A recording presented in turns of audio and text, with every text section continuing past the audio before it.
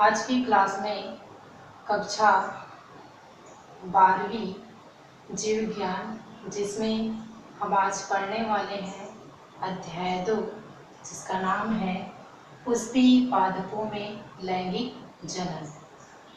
इसके पूर्व अध्याय में हमने अलैंगिक प्रजनन के बारे में पढ़ा था विस्तृत रूप में। तो आइए इस अध्याय में हम लैंगिक जनन के बारे में अध्ययन करेंगे।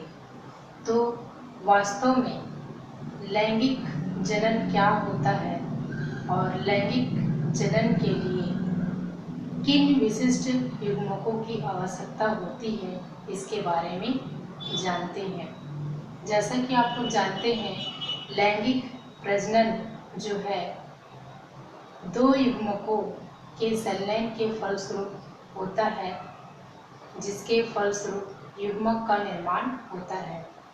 तो इस प्रकार से हम कह सकते हैं कि लैंगिक जनन के लिए दो विशिष्ट इकाइयों की आवश्यकता होती है, जिसे हम कहते हैं युग्मक।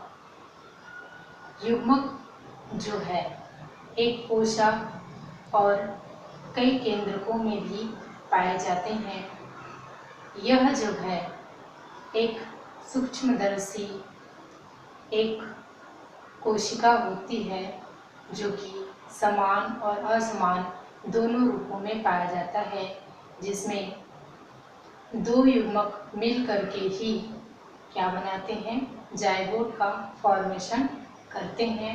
और यह जो जायगोट जो होता है, यह विकसित होकर के एक नए जीव का निर्माण करते हैं। इस प्रकार से जो आवृत्तिबीजी जो पौधे होते हैं, उसमें दो प्रकार के युग्मक पाए जाते हैं। एक होता है आपका नर युग्मक और दूसरा जो होता है वो मादा युग्मक। तो आइए देखते हैं लैंगिक प्रजनन के अंतर्गत युग्मक के बारे में। यहाँ पर देखते हैं, जैसा कि मैंने बता दिया कि युग्मक क्या है। युग्मक जो है क्या होता है, लैंगिक जनन की एक विशिष्ट इकाइयाँ होती हैं। तो इसके अंतर्गत देखिए, युग्मक जो है दो प्रकार का होता है। एक होता है आपका नर युग्मक और दूसरा जो होता है वो मादा युग्मक होता है।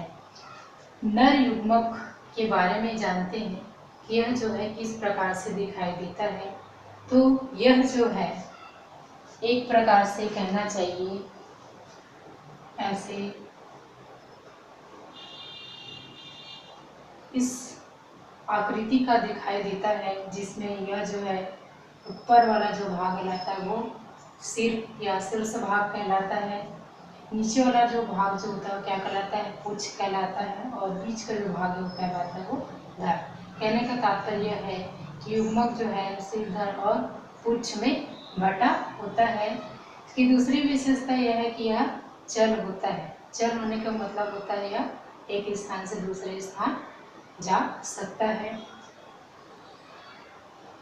युग्मक यानी नर युग्मक जो होता है वो क्या होता है, आपका शुक्राणु होता है जो जनन में भाग लेता है। आइए उसी प्रकार से देखते हैं मादा युग्मक की विशेषताओं के बारे में। मादा युग्मक जो है अंडाकार होता है, अचल होता है, स्थिर होता है। और यह जो है कैसा होता है, अंड के आकृति का होता है, यानी अंडाकार होता है। इस कारण इसको मादा जो युग्मक जो होता है वो क्या कहलाता है, अंडाणु कहलाता है। इस प्रकार से आगे इसी क्रम में देखते हैं लैंगिक जनन के लाभ और हानि के बारे में, कि लैंगिक जनन का हमारे जीवन में क्या लाभ होता है और क्या उसकी हानियां होती हैं। तो इसमें सर्वप्रथम देखते हैं कि जो युग्मक होता है, यानी कि नर युग्मक एवं मादा युग्मक जो होता है, उसके संलयन के फलस्वरूप ही निषेचन की क्रिया होती है, जिसके कारण से जीवों में विभिन्नताएं जो है आती हैं। अर्थात कहने का मतलब है कि प्रकृति में बहुत सारे जीव जंतु पाए जाते हैं, जिनमें अलग अलग विशेषताएं जो है पाई जाती हैं। उसी प्रकार से देखिए, जीवों में अनुकूलन और विकास आना, लैंगिक जनन के फलस्वरूप ही जीवों में अनुकूलता आती है। अनुकूलता आने का मतलब होता है पर्यावरण जो परिवर्तित होते रहता है उसके अनुसार जीव में अपने आप को ढालने की क्षमता होती है और उसमें विकास की क्षमता जो है बनी रहती है। यानी अगर वो उस वातावरण में परिवर्तित हो जाता है तो जीव जो है क्या रहेगा, जीवित रहेगा। और बदलते हुए वातावरण में अगर वो जीव जो है नहीं रह पाया, यानी उसकी पीढ़ी जो है अगली पीढ़ी में नहीं जा पाएगी। इस कारण से कहने का तात्पर्य है कि जीव में अनुकूलता आती है और उसकी विकास की संभावना जो है बनी रहती है। उसी प्रकार से संततियों में नए गुणों की संभावना, लैंगिक जनन के फलस्वरूप जीव में अलग अलग विशेषताएं जो आती हैं या नए गुण जो उनमें उत्पन्न होते हैं। इस कारण से प्रकृति में जितने भी जीव जंतु होते हैं वे एक दूसरे में विभिन्नता प्रदर्शित करते हैं। आइए इसी क्रम में देखते हैं लैंगिक जनन से हानि। कुछ जीवों को छोड़ करके शेष सभी जीवों में क्या होती है, लैंगिक जनन के लिए 2 युग्मकों की आवश्यकता होती है, यानी कि नर एवं मादा युग्मकों की आवश्यकता होती है। उसी प्रकार से लैंगिक जनन के फलस्वरूप क्या होती है, जीव में विभिन्नता जो है बहुत अधिक आती है, जिसके कारण से क्या होते हैं, जीवों की जो वास्तविक जो गुण होता है वो क्या हो जाता है, नष्ट हो जाता है। इस प्रकार से हम हमारे जीवन में लैंगिक प्रजनन के क्या महत्व है हम इसके माध्यम से समझ सकते हैं। लैंगिक जनन के पश्चात आइए देखते हैं कि जीवों में गुणसूत्रों की संख्या जो है कैसे स्थिर रहती है। इसके लिए आपको बता दें कि प्रत्येक जीवधारियों में गुणसूत्रों की संख्या जो रहती है वो निश्चित रहती है और ये सामान्यतः द्विगुणित होती है।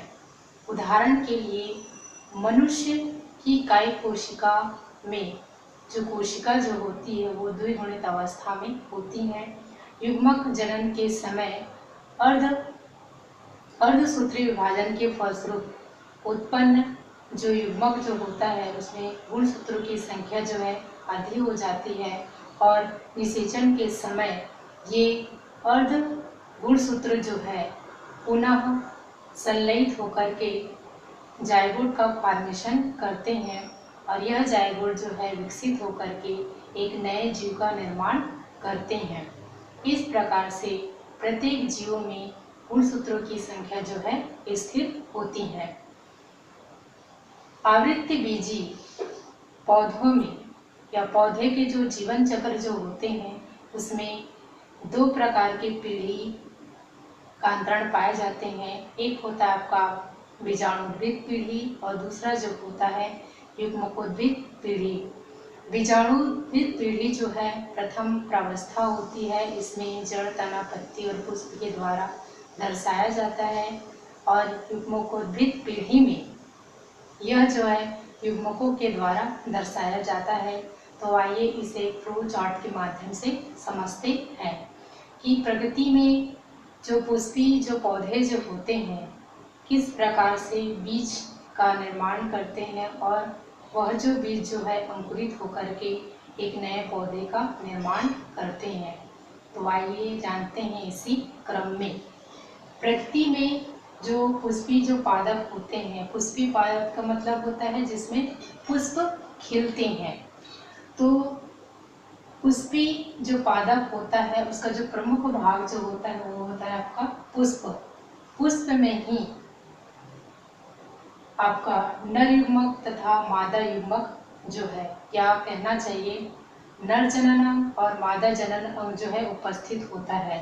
तो एक जो पुष्प होता है उसमें नर जनन अंग जो होता है आपका पुंकेसर और मादा जनन अंग जो होता है आपका स्त्री केसर कहलाता है। इसके अंतर्गत देखेंगे परागकोश और परागकोश के अंदर लघु बीजाणु जो है उपस्थित होता है।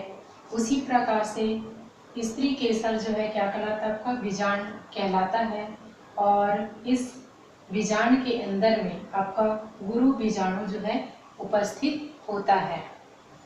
आइए देखते हैं इसी क्रम में लघु बीजाणु जो है नर युग्मकोद्भिद या मेल गैमेटोफाइट कहलाता है और गुरु बीजाणु जो होता है मादा युग्मकोद्भिद या फिर फीमेल गैमेटोफाइट्स कहलाता है।